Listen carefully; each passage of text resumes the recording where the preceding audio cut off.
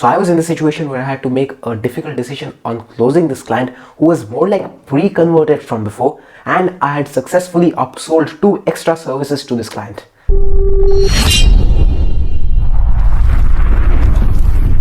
Hello and welcome to the first episode of StoryTime Ride with me, Aniket Biswas. In this show, I talk about stuff from my own life, things which I've personally experienced and which are definitely related to finance, investing, business, marketing, or things like that. So yes, you read that right. I did lose money on Fiverr. This is absolutely true. But I want to tell it clearly that it was not like Fiverr's fault or buyer's fault or seller's fault. It was nobody else's fault. Nobody else was responsible for that. It was completely my fault, which is why I believe I lost money in the process. And in this video, I'm going to tell you everything in detail. What happened? What did I do? Where did I exactly lose the money? Everything. And then I'll leave it upon you to judge whether what I did was actually a mistake, whether it can be considered a mistake, or what I did was the right thing, but still I lost money in the process. So in this story, I was in the position of the seller, so I was freelancing on Fiverr, and when this happened, I was pretty new to this thing. And those of you who don't know what Fiverr is, I don't know where you have been living, but Fiverr is a marketplace of services where you can literally buy anything and everything, starting from the bare minimum of $5, which can go up to I don't know how much. But still, it is like the Amazon of services, and you can literally get people here to do anything and everything for you. So much so that people literally have these listings which state, I can do anything for you. Well, I'm thinking of paying one of these guys to die for me. How would that be? How would that be? So as I said, when this happened, I was pretty new to Fiverr freelancing, and I want to tell you that at the time this happened, I was literally not driving any traffic to my Fiverr gigs from outside. That's from external sources like social media, everything, all the traffic and clicks which I was getting was from Fiverr itself. So this client, I'm going to tell you the story of this client. So this client who reached out to me, he definitely reached out through search. He searched on Fiverr and got my gig and reached out to me. So definitely he was looking to buy services. That's why I say why this guy was like pre-converted from before. Well, how long will I call this guy a guy? I need to give a name to this guy because I cannot actually reveal the username to you, so I'll give him a name. Mr. X. How's that? So Mr. X was the guy who reached out to me asking for the information of the services I was providing. And by the way, the service which I was providing was product research for Shopify dropshipping. You know what Shopify dropshipping is, right? So this product research would actually cost him around $5 to $10, which is actually very cheap.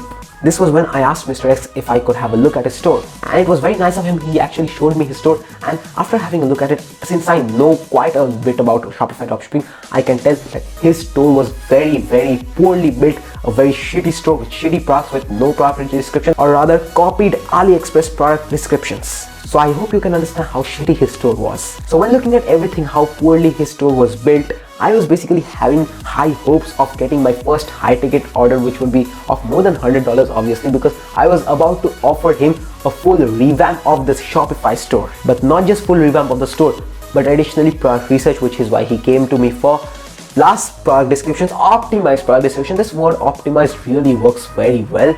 Plus optimized video ads. All of these services, even if I had to ballpark it at a very low price, it would still be around $120. So I was really having high hopes of getting the first high ticket order ever.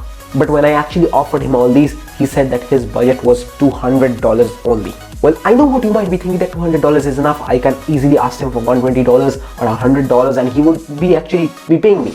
Well, that's exactly what I thought. But since I'm a big follower of Gary Vaynerchuk, you know who Gary Vaynerchuk is. So since I'm a big fan of Gary, I always wanted to over-deliver, just like I had over-delivered on my previous projects, and I still do over-deliver on all my projects. I wanted to over-deliver, and I wanted to think of the customer, of the client, of Mr. X more than anything, more than the price which I was getting. I wanted to think about Mr. X and give him the most value possible for the price. So I thought if I charged him $120, he would be basically left with $80. And in Shopify dropshipping, and in 2020, this happened in 2020, to test a product, you should be spending about $80 to $100 at least to judge it properly. I really felt bad for Mr. X, and probably this is when I started losing money. And even though Mr. X didn't ask me to lower my prices, me feeling really bad for this guy, I went ahead myself, and without him asking, I lowered my price from $120 to $70. And this is where I made the most dumbest mistake I've ever made. Like, now I realize that it was very idiotic of me to do that. I was thinking too much about the customer, about Mr. X, which I think I shouldn't have done so. This thing of giving value, so much value and value, this thing I crossed the limit and I think it got the better of me. But the story doesn't end here. Something even worse happened after this. And when I told Mr. X that it would be $70, he then said that his budget was not actually $200 but $100 because he had already spent, or even better, wasted $100 on shitty products. I'll come to it later in the video how this guy didn't know anything about Shopify dropshipping, and it was clear that he thought it was a get rich quick scheme and just dived into the pool of Shopify dropshipping without even knowing much about it. Dropshipping is definitely not a get rich quick scheme. Mr. X didn't know that.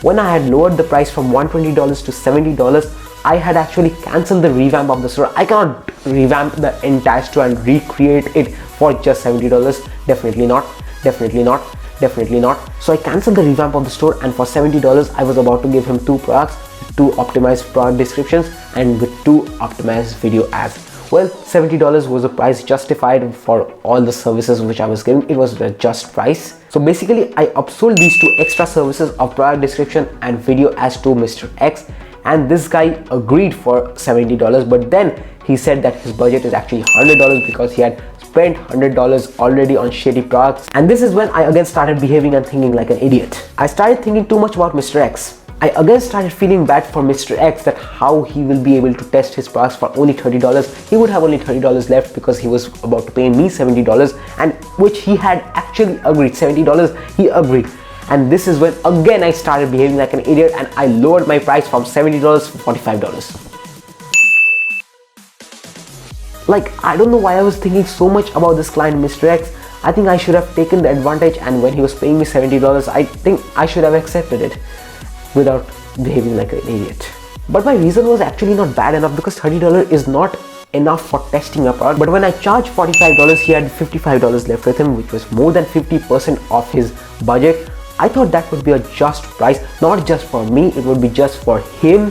But the even bigger mistake over here is that I didn't even change my services. I was providing the same 2 products with the same 2 product descriptions, with the same 2 product video ads. Like, I didn't even change anything, and this is where I did a very big mistake, I think. And so yes, $45 for whatever I was giving was really less. And so please go down in the comment section and tell me how big a mistake was this and how big an idiot I behaved like. But I still think that although I did make a very big mistake over here, I think my reason was not very bad. Because you see, I was thinking about the long term actually. I was giving him 2 products. I was basically over delivering him, which ensured a 5-star review for me, which he actually left. He left a 5-star review for me. But what I was expecting from this, that since I over delivered number 1, and since I gave him top quality descriptions and top quality video ads, I am really proud of my video ads. I really made them very well, and I was sure that they would convert if this guy was advertising it properly.